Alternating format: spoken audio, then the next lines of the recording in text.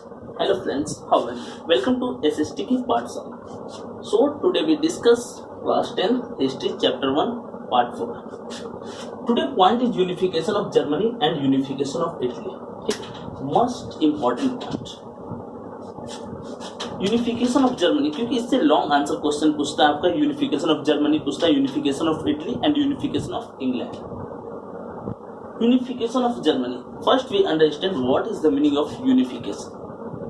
Unification का meaning क्या होता है? यूनिफिकेशन का मीनिंग होता है यूनाइट होकर के एक नेशन के बेस पे आप वर्क करो. नेशनलिज्म वाला जो आप पॉइंट है उसको अगर आप प्रमोट कर रहे हो तो यूनिफिकेशन कहलाता है. Point is nationalist feeling. बोला कि यूनिफिकेशन ऑफ जर्मनी, जर्मनी कब से कब तक के बीच में यूनिफाइड हुआ, क्या उसके प्रोसेस रहा यूनिफिकेशन के. सो जर्मनी यूनिफाइड हुआ 1866 टू 1871. 1866 से 1871 के बीच में जर्मनी यूनिफाइड हुआ. मीन्स जो उसका यूनिफिकेशन या फ्रीडम स्ट्रगल हम लोग बोलेंगे वो इतने ईयर्स तक इसके ईयर के बीच, इतने ईयर के बीच में चला. Nationalist feeling were spread among middle class. अभी तक अगर हम लोग देखें फ्रेंच रिवॉल्यूशन में, तो फ्रेंच रिवॉल्यूशन में क्या था? नेशनलिस्ट फीलिंग जो है या यूनिफिकेशन है या रिवॉल्यूशन जो है वो मिडिल क्लास कर रहे थे. ठीक है, मिडिल क्लास रिवॉल्यूशन कर रहे थे क्योंकि जो आपकी टॉप मोस्ट क्लास थी, क्लर्जी एंड जो नोबेलिटी थी, उनको तो प्रॉब्लम नहीं था, उनका तो लाइफ स्टाइल काफी अच्छा था. सो जर्मनी में भी जो नेशनलिज्म वाली फीलिंग है वो कौन स्प्रेड किया? मिडिल क्लास स्प्रेड की. मिडिल क्लास में टीचर्स, बैंकर्स, लॉयर्स, डॉक्टर्स जो नॉर्मल थे, पीजेंट्स भी.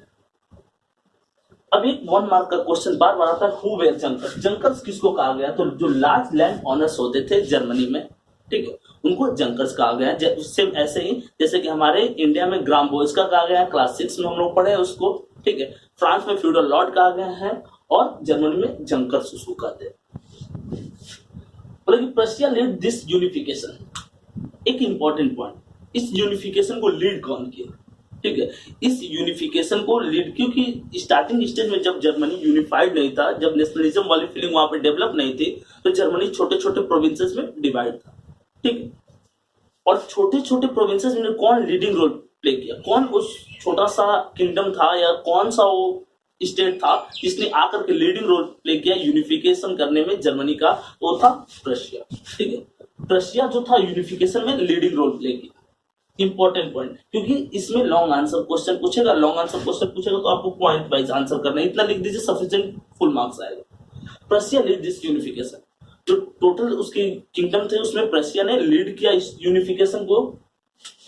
3 वॉर्स ओवर 7 ईयर्स. 3 वॉर हुए. ठीक है, इन यूनिफिकेशन में 3 वॉर हुआ और 3 वॉर डेनमार्क के अगेंस्ट हुआ. ठीक है, उसके बाद ऑस्ट्रिया के अगेंस्ट हुआ और फ्रांस के अगेंस्ट. जर्मनी ने 3 वॉर लड़ा, ऑस्ट्रिया, डेनमार्क और फ्रांस के अगेंस्ट, अपने यूनिफिकेशन के लिए. Ottoman Bismarck was architecture of Germany. Architecture का मींस क्या? Ottoman Bismarck.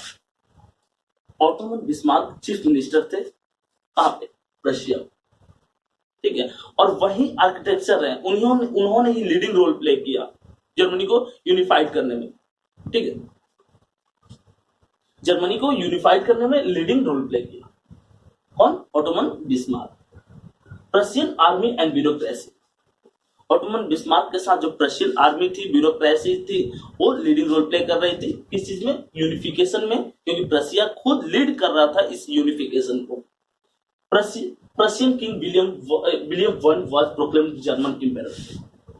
जब यूनिफिकेशन हो गया, जब बहुत सारी वॉर जीत गए और यूनिफाइड कर लिया गया, तो जो प्रशिया का किंग था वही जर्मनी का किंग बन गया. ठीक है, यानी कि इस जो रिवॉल्यूशन था, जो आप यूनिफिकेशन था, इसमें प्रशिया लीडिंग रोल प्ले कर रहा था. तो प्रशिया के ही मैक्सिमम जो हायर क्लास मिनिस्टर थे वही रूलर बन रहे थे. कहां पे? जर्मनी के. In Germany held at Versailles. Versailles जो है वहां पे एक मीटिंग होती है आफ्टर डिफरेंट वॉर्स. ठीक है, और उस मीटिंग में जो हायर क्लास जितने भी मिनिस्टर थे, ठीक है, तो जो जर्मनी के मिनिस्टर थे, जो प्रशिया के मिनिस्टर थे, उन्हीं को जर्मनी का मिनिस्ट्री का जो भार था वो दे दिया जाता है. ठीक है, जो हायर क्लास पर्शियन किंगडम में थे, वही जर्मनी किंगडम में उनको वही स्टेटस मिलता है. और Persian important minister became minister of Germany. इतने भी इंपॉर्टेंट मिनिस्टर थे रशिया के, वो कहाँ के मिनिस्टर बन जाते हैं? वो जर्मनी के मिनिस्टर बनते हैं. ठीक है, तो ये आपकी कुछ पॉइंट रहे कि कैसे जर्मनी का यूनिफिकेशन हुआ, कौन कौन लीडिंग रोल प्ले किया जर्मनी में। क्योंकि जब भी यूनिफिकेशन हुआ तो लिबरल और नेशनलिस्ट मिलकर के यूनिफिकेशन किया, और यूनिफिकेशन में या हम कहेंगे रिवॉल्यूशन में जो मिडिल क्लास थे वो लीडिंग रोल प्ले कर रहे थे, क्योंकि अपर क्लास को कोई प्रॉब्लम नहीं था। कब से कब हुआ था, 1 मार्क क्वेश्चन आएगा तो 1866 से 1871, ठीक है। कितनी वॉर हुआ, तो 3 वॉर्स हुआ था। किसके अगेंस्ट में, तो आपके ऑस्ट्रिया के अगेंस्ट में, डेनमार्क के अगेंस्ट में और फ्रांस के अगेंस्ट। कौन आर्किटेक्चर था, कौन इसको लीड किया, ऑटोमन बिस्मार्क इसको लीड किया था। रिजल्ट क्या था, इस पूरे जो यूनिफिकेशन था इसके बाद क्या क्या चीजें चेंज हुई, कहां पर, जर्मनी में। बोला कि Germany state had demonstrated and dominance of Prussian state. Germany state जो बना, एक बड़ा सा जो आपका कंट्री बना, उसमें डोमिनेंस रोल जो था, प्रभावशाली जो थे वो प्रशियन स्टेट के मिनिस्टर थे, प्रशियन लोग थे। जो प्रशिया का लॉ था वही जर्मनी का भी लॉ बना, क्योंकि सारे छोटे छोटे जो किंगडम थे उसमें सबसे ज्यादा पावरफुल प्रशिया ही था। The new state placed a strong emphasis on modernising the currency. बहुत सारे चेंजेस हुए। प्रीवियस जो पार्ट किए हम लोग उसमें देखे हैं कि यूनिफिकेशन जब नहीं था, एक नेशन वाली फीलिंग नहीं थी, तो हर छोटे छोटे किंगडम के अपनी करेंसी होते थे, उसके अपने वेगिंग स्केल होते थे, ठीक है। उनके अलग अलग लैंग्वेजेस होते थे, तो इस बेस पे आप यूनाइट नहीं कर सकते, ठीक है। तो पहले क्या किया गया, मॉडर्नाइज कर दिया गया करेंसी को कि पूरे जर्मनी में एक करेंसी फॉलो होगा।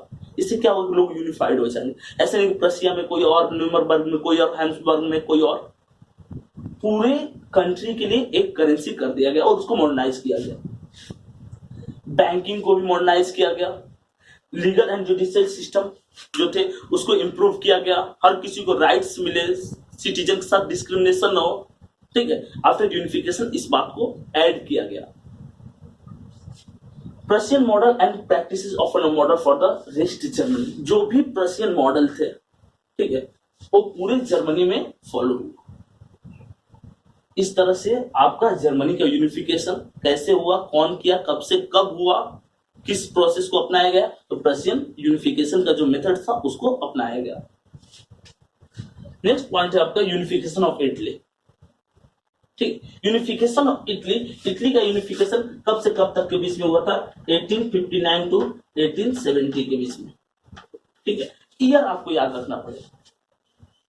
तो जर्मनी का 1866 से 1870 और इटली का 1859 से 1870 तक, ठीक है। बोल रहा है कि यूनिफिकेशन ऑफ इटली, इटली क्या है, तो यूरोप का एक कंट्री है। Habsburg empire ruled on Sardinia Piedmont. यहां देख लीजिए, हैम्सबर्ग एम्पायर, इटली भी ऐसे छोटे छोटे प्रोविंसेस में डिवाइड था। इटली 7 छोटे छोटे प्रोविंसेस में डिवाइड था, ठीक है। और इटली के डिवीजन में अलग अलग एरिया में अलग अलग रूलर जो थे वो रूल करते थे। नॉर्दर्न एरिया में ऑस्ट्रिया हैम्सबर्ग एम्पायर जो था वो रूल करता था। उसके जो लोअर पार्ट है वहां पे इटली का princely house Sardinia Piedmont lead करता था। सेंट्रल में पोप जो थे वो वहां पे क्या करते थे, वो रूल करते थे। क्योंकि पूरे वर्ल्ड में अगर हम देखेंगे क्रिश्चियनिटी सबसे ज्यादा वर्ल्ड स्प्रेड है, तो इटली, और इटली में ही, इटली के कैपिटल जो रोम है उसी के बगल में वेटिकन सिटी, वर्ल्ड का सबसे स्मॉलेस्ट कंट्री है। वहीं पे वर्ल्ड का जो सबसे बड़ा पोप है, ठीक है, अपने पैलेस में रहता है। तो एक सेंटर था, इटली क्रिश्चियनिटी का एक सेंटर था, ठीक है। इटली डिवाइडेड कितने प्रोविंसेस में डिवाइड था, तो 7 प्रोविंसेस में। अपर पार्ट में कौन रूल करता था, हैम्सबर्ग एम्पायर रूल करता था। उसके लोअर पार्ट में सार्डिनिया पिडमॉन्ट जो कि इटली का प्रिंसली हाउस था वो रूल करता था। सेंट्रल में पोप रूल करते थे और साउदर्न पार्ट में बर्बन डायनेस्टी, जो स्पेन की बर्बन डायनेस्टी थी, वो रूल करती थी, ठीक। Giuseppe Mazzini, Giuseppe Garibaldi and Count Camillo de Cavour. जैसे जर्मनी के यूनिफिकेशन में Otto von Bismarck important role play किए, वैसे Count Camillo de Cavour, Giuseppe Garibaldi और यूएसपी मेजनी, ये लोग 3 इंपॉर्टेंट पर्सन जो थे वो इंपॉर्टेंट रोल प्ले किए, ठीक है। एक चीज हम लोग जीएसपी मैजनी के बारे में जान चुके हैं कि जीएसपी मैजनी जो थे नन वायलेंस के फॉलोअर्स थे। मोनार्की उस टाइम पीक पे थी, सो सीक्रेट सोसाइटी बन रही थी पूरे यूरोप में। पढ़े हुए हैं हम लोग प्रीवियस वीडियो में, आप एक बार फिर उसको देखिएगा, जिसमें मैंने करेक्टराइज किया जोसेफ मैजनी को।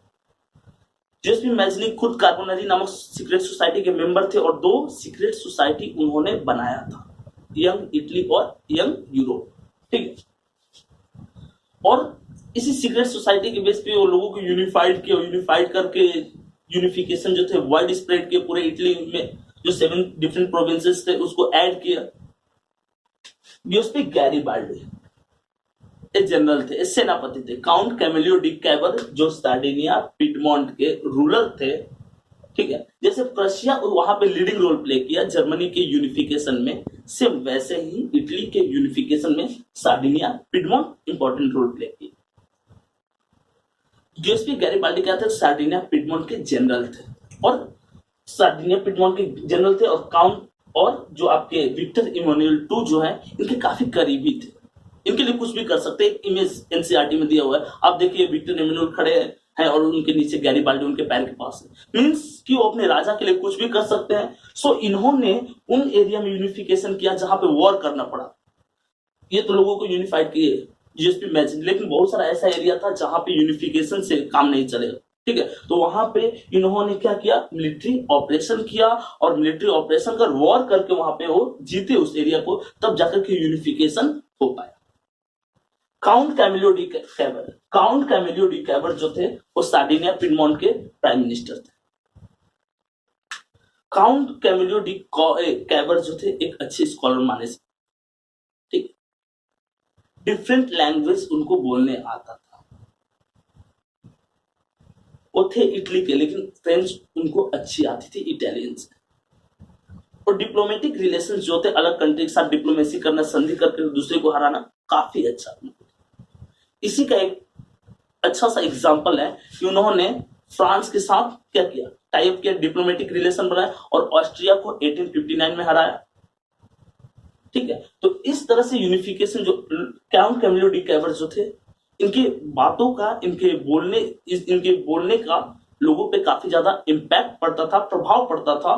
सो ये 3 जो इंपॉर्टेंट पर्सन थे वो इटली के यूनिफिकेशन में इंपॉर्टेंट रोल प्ले करते हैं। King Victor Emmanuel two characterise कर दिया आपको कि किंग विक्टर इमैनुएल टू जो थे वो सार्डिनिया पिडमोंट के किंग थे। जैसे यहाँ पे आपके कौन थे, यहाँ पे आपके कैसर विलियम वन जो थे जर्मन प्रशिया के किंग, वो जर्मनी के किंग बनते हैं। वैसे ही सार्डिनिया पिडमोंट के king after unification of Italy वो पूरे इटली के किंग बन जाते हैं। कौन, Victor Emmanuel two become the king of Italy. Cavour track for diplomatic alliances with France defeating the Austrian 1859, ये डिस्क्राइब आपको कर चुके हैं कि Count Camillo de Cavour diplomatic relation बनाया, इनके साथ डिप्लोमेटिक रिलेशन बनाए फ्रांस के साथ, और ऑस्ट्रिया को 1859 में उन्होंने हराया। तो यूनिफिकेशन में हर लोगों का अपना अलग अलग इंपॉर्टेंस है। Garibaldi lead army in southern region with peasants, Garibaldi जो जनरल थे सार्डिनिया पिडमोंट के, इन्होंने साउदर्न रीजन में आर्मी को लीड किया, और वहां पे जो साउदर्न रीजन में बर्बन डायनेस्टी स्पेन की रूल करती थी, उस डायनेस्टी को हराया with the help of peasants, और तब जाकर के यूनिफिकेशन हो सका।